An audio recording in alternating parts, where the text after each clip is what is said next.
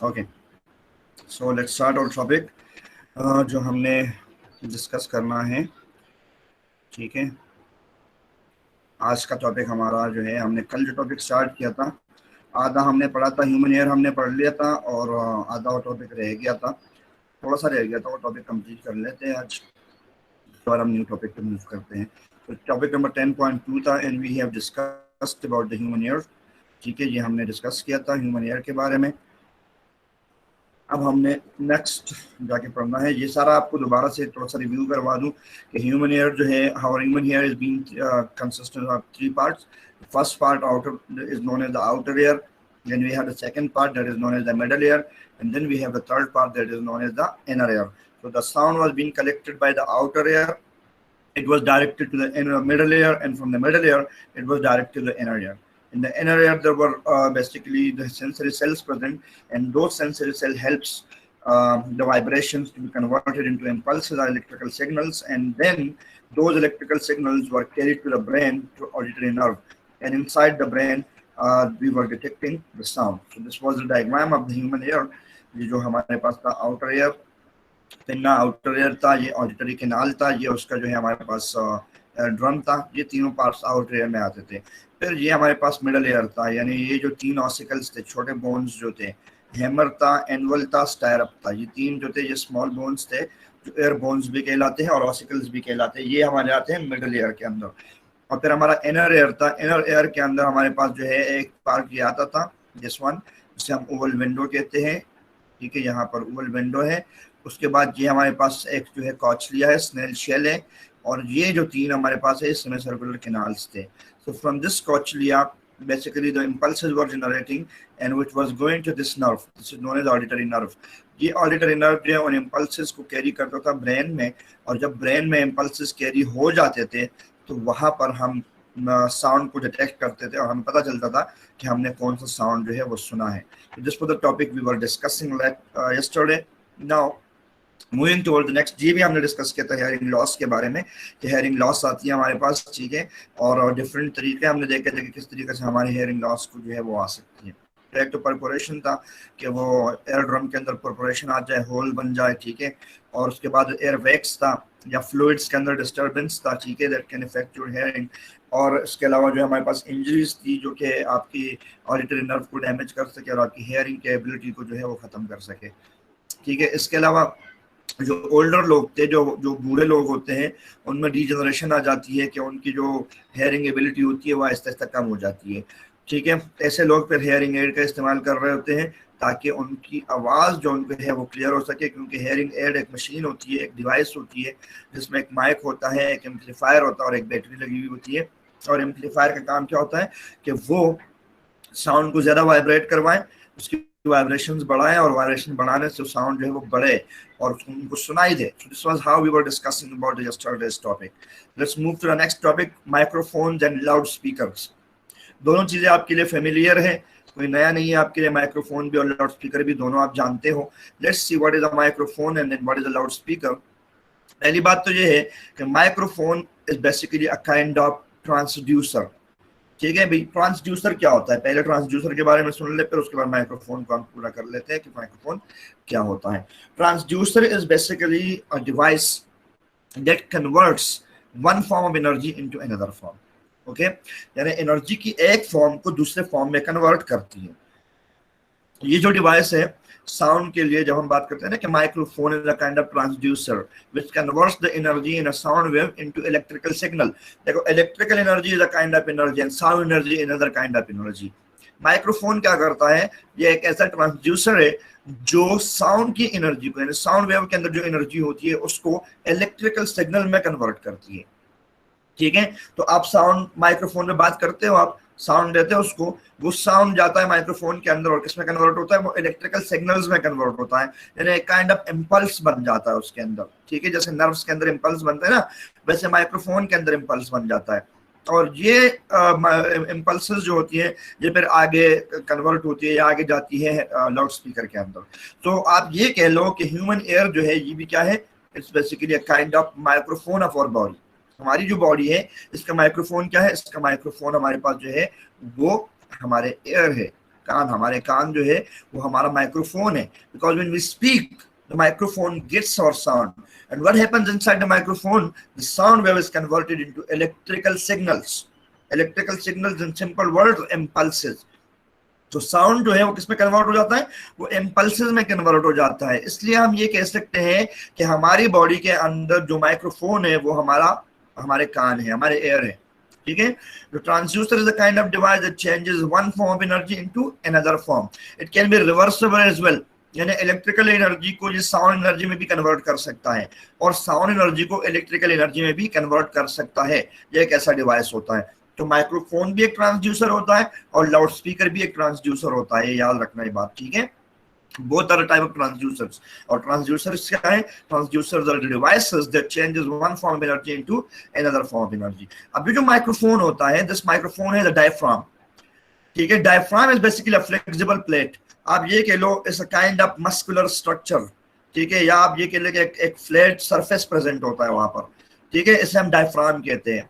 ये डायफ्राम जो होता है बेसिकली जब वेव्स इस डायफ्राम पे हिट करती है तो ये डायफ्राम क्या करता है, ये वाइब्रेशन शुरू करता है। जस्ट लाइक आप डायफ्राम की एग्जांपल जो है अपने एयर के अंदर अपने एयर ड्रम को ले सकते हो। आपका एयर ड्रम क्या है, काइंड ऑफ डायफ्राम है, एक मस्कुलर प्लेट है, एक मेंबर, एक लेयर है, ठीक है। ये जो लेयर होता है, ये जो मेम्ब्रेन होता है, जब इस पे साउंड वेव स्ट्राइक करे तो ये मेम्ब्रेन वाइब्रेट होना शुरू हो जाता है। सो माइक्रोफोन के अंदर ये जो डायफ्राम है, जब इस पे साउंड स्ट्राइक करता है तो इस साउंड की स्ट्राइक होने की वजह से वहां पर क्या हो जाता है, वहां पर डिस्टर्बेंस क्रिएट हो जाती है, वहां पर वाइब्रेशंस क्रिएट हो जाती है, ठीक है। Similarly like the air drum के अंदर जैसे वाइब्रेशन जो है वो वहां पर प्रोड्यूस होती है, वैसे ही वाइब्रेशन जो है वो कहाँ पर प्रोड्यूस हो जाती है, वो आपके जो है माइक्रोफोन के डायफ्राम में भी प्रोड्यूस हो जाती है, ठीक है। अब इन वाइब्रेशंस की वजह से this vibration produce an electrical signal, इससे क्या प्रोड्यूस हो जाता है, एक इलेक्ट्रिकल सिग्नल प्रोड्यूस हो जाता है। जैसे आपके कान के अंदर कॉचलिया करता है कि वाइब्रेशन जब कॉचलिया में पहुंच जाते हैं तो कॉचलिया में वो वाइब्रेशन कन्वर्ट हो जाती है किस चीज में, इलेक्ट्रिकल सिग्नल्स में।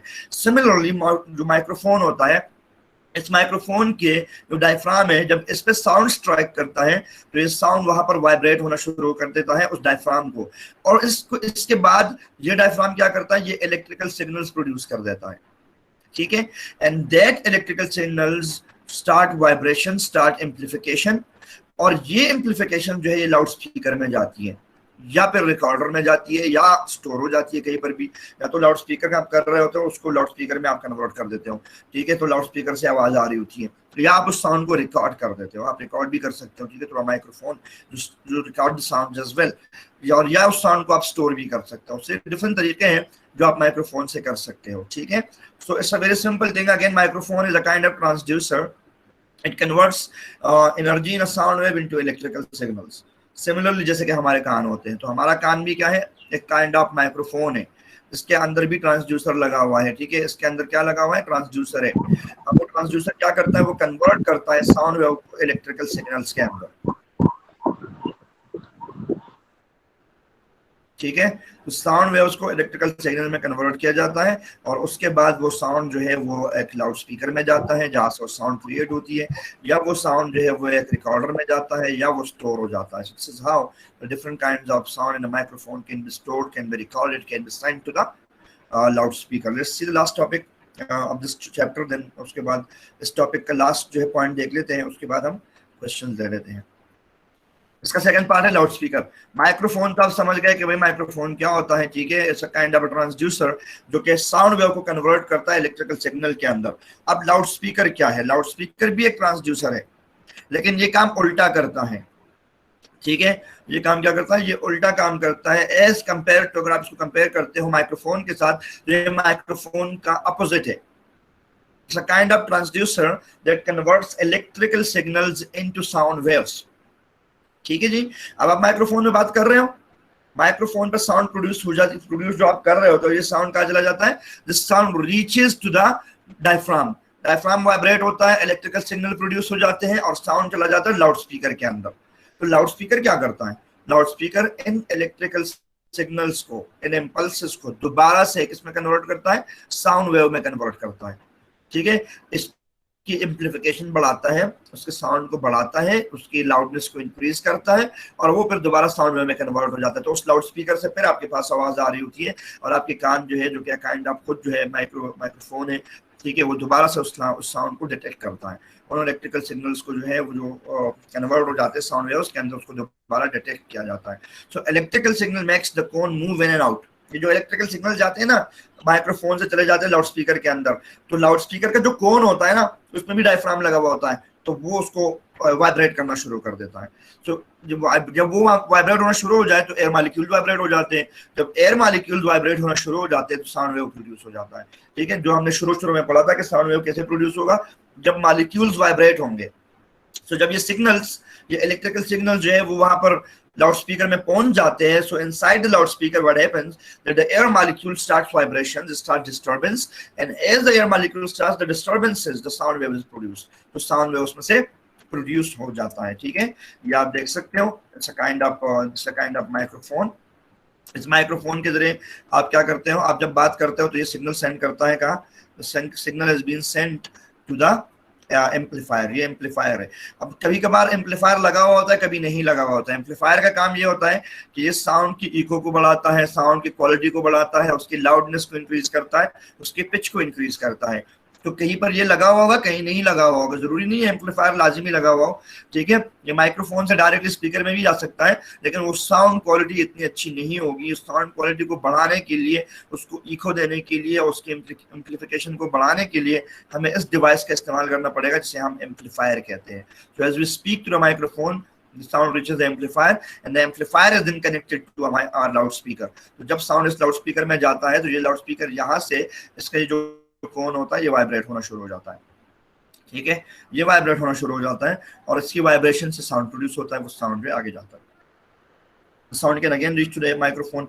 आप एग्जांपल ले लो कि ये माइक्रोफोन आपका जो है this is kind of your ear, आपका कान है। ठीक है, तो ये दोबारा से सुनेगा और दोबारा से वो साउंड जो है उसको जनरेट कर सकता है। If you want to generate that sound again, तो दोबारा भी जनरेट होगा, वो स्टोर भी होगा। ठीक है, और आपको जो है वो लाउडर साउंड सुनाई भी देगा। तो this is how basically the loud speaker and the microphone works. ठीक है, अब अगर किसी का कोई क्वेश्चन है तो क्वेश्चन कर ले। मैंने अभी आपसे थोड़ी देर पहले कहा था कि अपने माइक बंद कर दीजिएगा, फिर वो किसी का माइक ऑन था। सर मुझे पूछना है कि आप एक बार वापस बता दें कि इलेक्ट्रिक इम्पल्सेस क्या होते हैं। सिग्नल्स, इन सिंपल वर्ड आप कह लो इलेक्ट्रिकल सिग्नल्स, जो एयर पहुंचाता है ब्रेन तक। एयर नहीं पहुंचाता ब्रेन तक, एयर ब्रेन तक नहीं पहुंचाता। उसको हमारा जो डायफ्राम होता है ना वो वाइब्रेट होता है। जब डायफ्राम वाइब्रेट होता है तो डायफ्राम की वाइब्रेशन की वजह से वो इम्पल्सेस जनरेट होती है। जैसे कि हमारे कान के अंदर, कॉक्लिया के अंदर जो हेयर सेल्स होते हैं, जो फ्लूइड प्रेजेंट होता है, वो वाइब्रेशंस को कन्वर्ट करता है इलेक्ट्रिकल सिग्नल्स में। देखो आपके ब्रेन, जैसे मैंने शुरू में आपको कहा था कि आपका ब्रेन जो है वो वाइब्रेशन नहीं डिटेक्ट करता। आपका ब्रेन क्या डिटेक्ट करता है? आपका ब्रेन सिग्नल्स डिटेक्ट करता है। ठीक है, तो वो इलेक्ट्रिकल सिग्नल्स होते हैं। आप, मैं आपको सिंपल वर्ड्स में इलेक्ट्रिकल सिग्नल्स बता रहा हूँ, अदरवाइज उनको हम इम्पल्सेस कहते हैं। एम्पलीफायर का काम होता है कि वो साउंड की इको को बढ़ाए, साउंड की बेस को बढ़ाए, ठीक है, साउंड की वाइब्रेशंस को बढ़ाए और उसके साउंड की क्वालिटी को इंक्रीज करे, लाउड करे।